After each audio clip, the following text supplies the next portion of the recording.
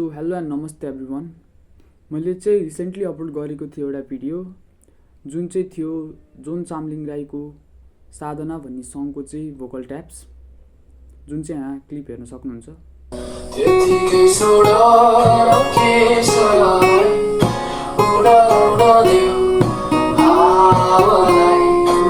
आज यो भोकल ट्याप्सको चाहिँ म गिटार लेसन दिन जाँदैछु। Start the video.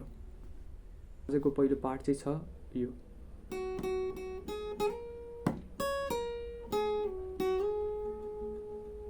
सो हाम्रो फर्स्ट नोट चाहिँ स्टार्ट हुन्छ 7th फ्रेटको सेकेन्ड स्ट्रिङबाट। सेकेन्ड स्ट्रिङमा 4 चोटि, अनि त्यसपछि हामी जान्छौँ 9th फ्रेटमा सेकेन्ड स्ट्रिङको 9बाट स्लाइड गरेर 11मा फर्स्ट स्ट्रिङको 9th फ्रेट, फेरि return back to 11th second स्ट्रिङको, रिटर्न ब्याक टु 9 सेकेन्ड स्ट्रिङको, अनि फेरि सेकेन्ड स्ट्रिङको 7मा सेकेन्ड स्ट्रिङमा, अनि 7बाट 9मा स्लाइड गर्ने। यो पार्ट चाहिँ यस्तो छ।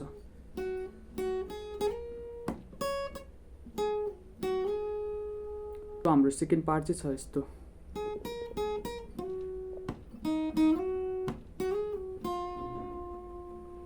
त्यसको लागि चाहिँ सेकेन्ड स्ट्रिङको 9, 11, 9, 11, अनि सेकेन्ड स्ट्रिङको 7,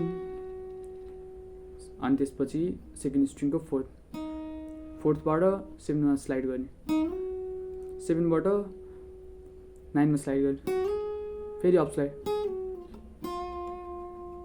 स्लाइड गरेर 6मा ह्यान्ड गर्ने। नत्र कि ह्यामर पुल गर्दा नि हुन्छ, ह्यामर गरेर खेल्दा नि हुन्छ।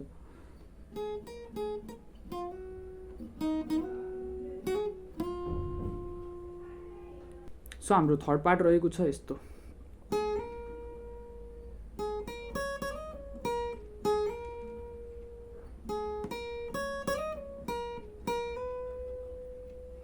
सो थर्ड पार्टको लागि के गर्ने भने सेकेन्ड स्ट्रिङको 9बाट 11मा स्लाइड गर्ने,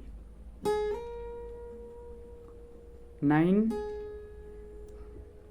11, सेकेन्ड स्ट्रिङको 9, 9बाट 11मा स्लाइड गरेर फेरि अप स्लाइड गर्ने, डाउन स्लाइड गरेर फेरि अप स्लाइड गर्ने, अनि हाम्रो सेकेन्ड स्ट्रिङको 11, अनि हाम्रो 9बाट 11मा फेरि स्लाइड गर्ने।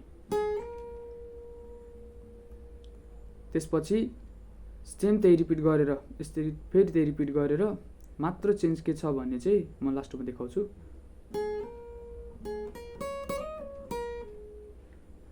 यो सेम रिपिट गरेर सेकेन्ड चोटि चाहिँ हाम्रो 11बाट 12मा स्लाइड गर्ने। यो सो हाम्रो लास्ट पार्ट रहेको छ यस्तो। सो त्यसको लागि के गर्नु पर्यो भन्दाखेरि हामीले चाहिँ सेकेन्ड स्ट्रिङको 14, 12 दुई चोटि,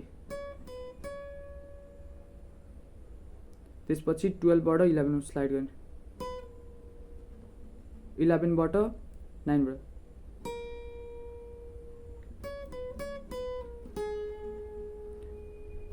नाइनबाट 7मा, 7बाट फेरि 9, यस्तो रहेको छ।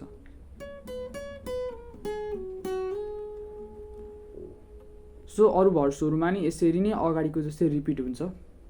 सो आजको भिडियो नै यति नै थियो। अरू केही भिडियोजहरूलाई चाहिन्छ भने प्लिज कमेन्ट गर्नु होला। Thank you so much for watching this video.